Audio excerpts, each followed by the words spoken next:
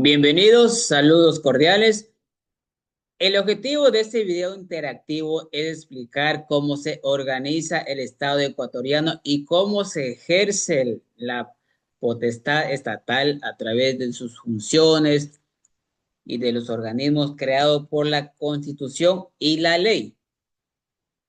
En el Ecuador, el poder público se contribuye entre funciones independientes con el fin de garantizar el equilibrio institucional, la democracia y la protección efectiva de los derechos.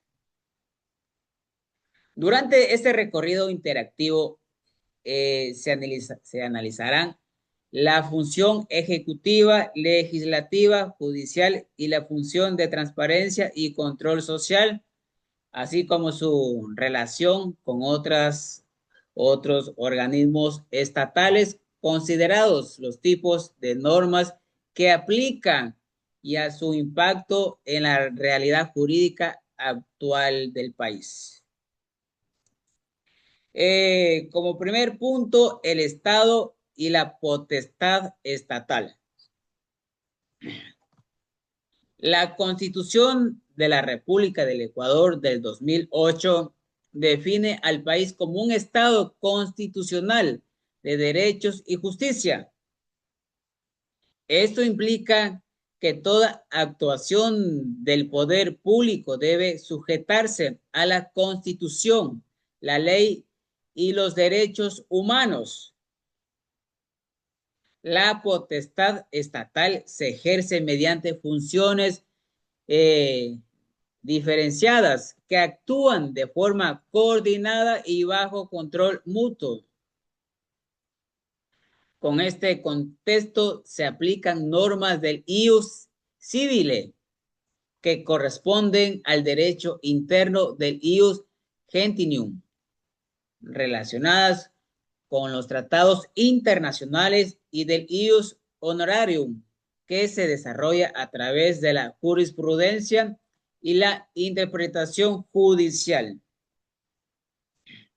Esta estructura permite evitar la concentración del poder y fortalece la seguridad jurídica en el Estado ecuatoriano. Siguiente punto, vamos a ver lo que es función ejecutiva.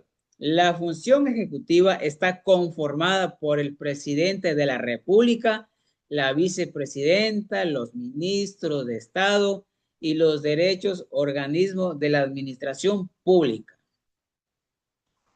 Su principal responsabilidad es dirigir al gobierno y ejecutar las políticas públicas conforme a la ley.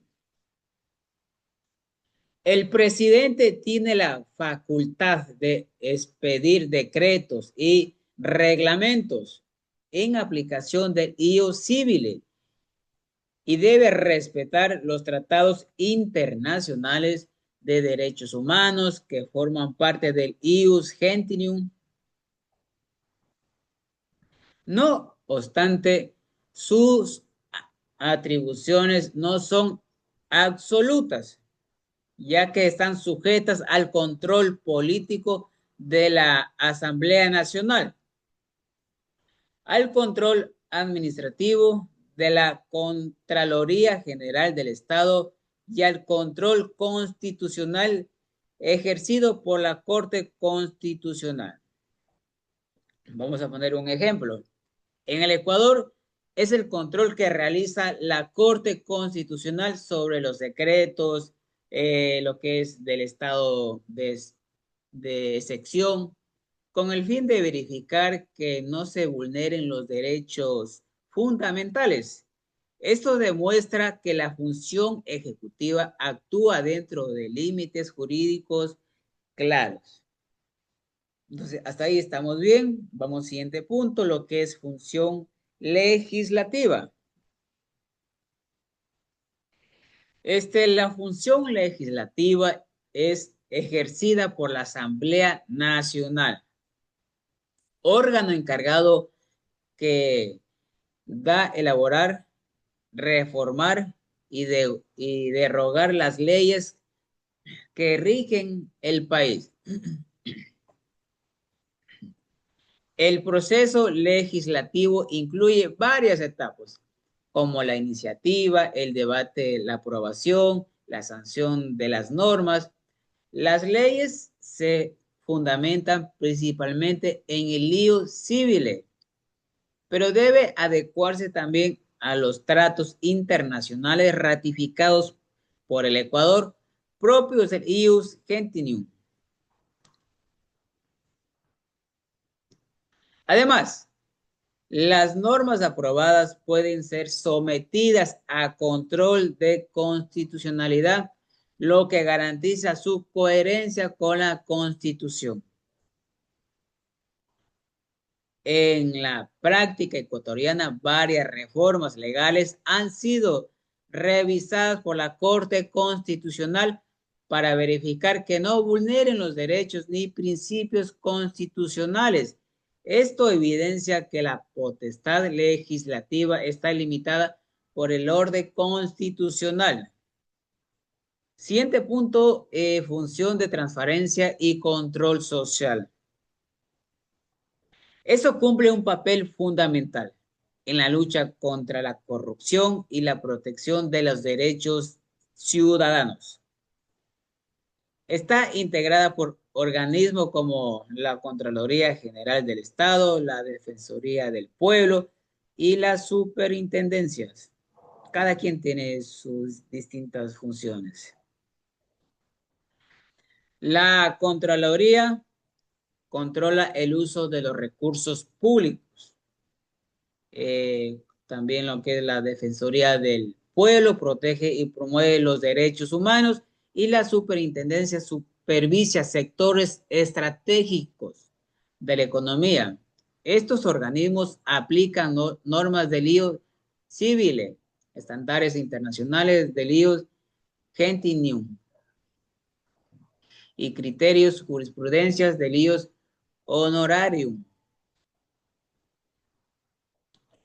En el Ecuador, las reformas de la Contraloría han permitido identificar irregularidades en la administración pública y han servido de base para iniciar procesos administrativos y penales. Esto fortalece la rendición de cuentas y la transparencia de la gestión estatal.